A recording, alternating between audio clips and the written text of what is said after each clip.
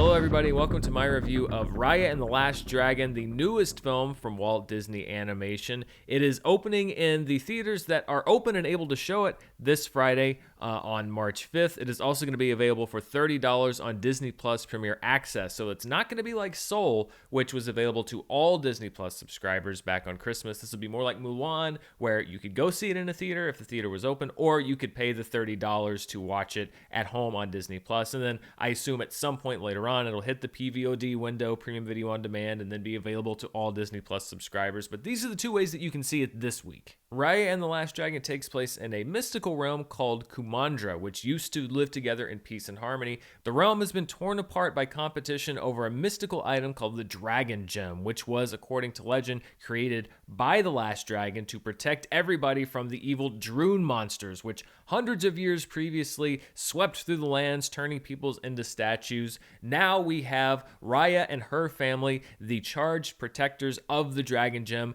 and then the other factions and tribes who want this object because with it comes great power and prosperity, or at least so they think. Things get really rough when these rival factions trick Raya and attempt to take the gem for itself, which results in the spell being broken. Raya then begins a long quest in order to find Sisu, the last dragon, in an attempt to recreate the gem and bring back the protective powers that it grants the realm. Leading a marquee voice cast, as is usually the case with Disney films, we have Kelly Marie Tran, who voices Raya. There's also Awkwafina, who voices Sisu, the last dragon, and Gemma Chan, who voices Namaari, Raya's rival to find the Dragon Gem, and who wants to bring honor to her family and her clan by claiming it herself. As you can probably tell from the trailers and from the images that I've shown you so far in this review, the animation in this film is beautiful, and I think that this is something that Walt Disney Animation really deserves a lot of credit for, because they are, in my mind, now rivaling Pixar when it comes to the beauty that they put in their animation. Now, the style is different, and I think it's also impressive that these Walt Disney Animation films can be as beautiful as they are while keeping the same style. It doesn't seem like they're imitating Pixar. I just think that you have a bunch of artists now working at Pixar and at Disney Animation that are able to bring some really stunning imagery to the screen. I also think that it's a strong story at the beginning and at the end of the movie. I liked the setup to this legend and finding out the background and where all this conflict comes between rival tribes, and you see how it's been boiling over. There's elements of classism involved in it, and I like how you're kind of seeing it from the side of Raya and her family, who they have this thing that everybody wants, and so they don't understand why everybody thinks it's such a big deal. And yet we also see from these other perspectives these tribes where things have not been going as well, and they think it's because they don't have this item.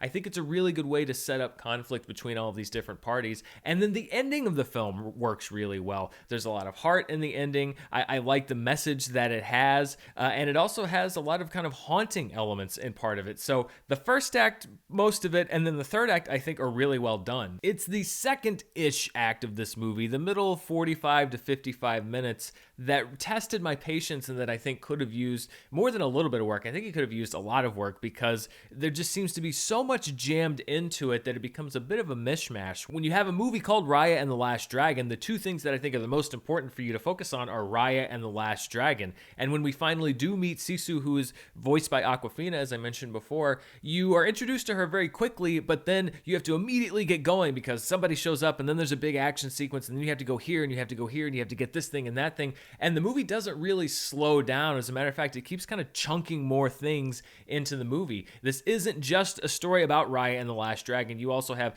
two cute kid sidekicks. You have four animal sidekicks. You have kind of a funny, bumbling warrior who's voiced by Benedict Wong. There are so many things happening in this movie, jumping from place to place. You have to find these different parts of the 5 different parts of the gem and bring them all together, that the movie doesn't really stop to tell a story during these parts of the film. And I think it's to the movie's detriment, because when you look at movies that are similar to this, meaning you have a team up here and you really should care about both of these two characters first and foremost, movies like Wreck-It Ralph or Aladdin or Moana, every single one of those movies takes time to really develop that partnership, those two people together first and foremost. And yes, you have things that are added here and there, but they are the focus of the movie by and large.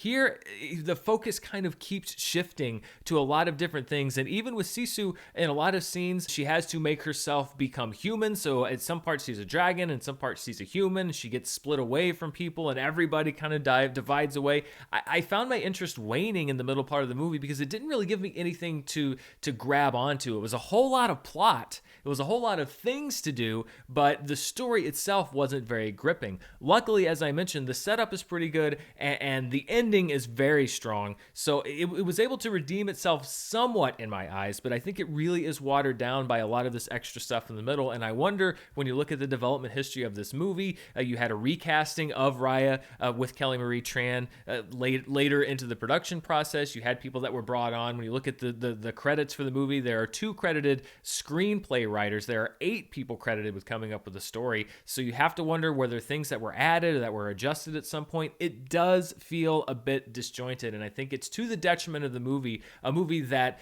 really has a lot of great other pieces to it. I struggled a little bit when I came to the recommendation part of the review because I do generally like to at least recommend. I don't grade, but I do like to generally recommend, would I say you should go see this or not? Because as I mentioned, I was disengaged with a lot of the middle part of this movie. Ultimately, the beginning and the ending are strong enough that I'm going to give it a tepid recommendation, but I will add the caveat that it does lack the strength and the focus of some of Disney's better films. And I was very on the edge. I was wavering a lot until the ending sort of won me over and tipped me over to that direction. I also think there should be a little bit of a warning for parents that there is some darker stuff. This is one of the darker Disney movies that's come out in the last little bit. So especially if you have small children, I'm not going to say that you shouldn't let them watch the movie, but I would watch the movie with them in case they have questions or in case they get scared, because the stakes do get a little higher than you might expect in some Disney films at certain points during this movie. And I would say probably the 5 and under crowd may need a little bit of extra supervision when watching the movie. So those are my thoughts on Raya and the Last Dragon. As I mentioned, somewhat mild enthusiasm, and again, really kind of what's on the bookends of the movie. What did you think of the movie? Do you have a theater near you that's open, that's safe to go to? Do you plan on watching it at home on Disney Premier Plus, Access Plus, VIP, Access Pass, Double Pass? Or are you going to wait and watch it on Disney Plus? Let me know down in the description below. I'd love to hear your thoughts, and thank you so much for watching this review. Stay tuned later today. I'll be providing my box office breakdown for this past weekend, looking at another,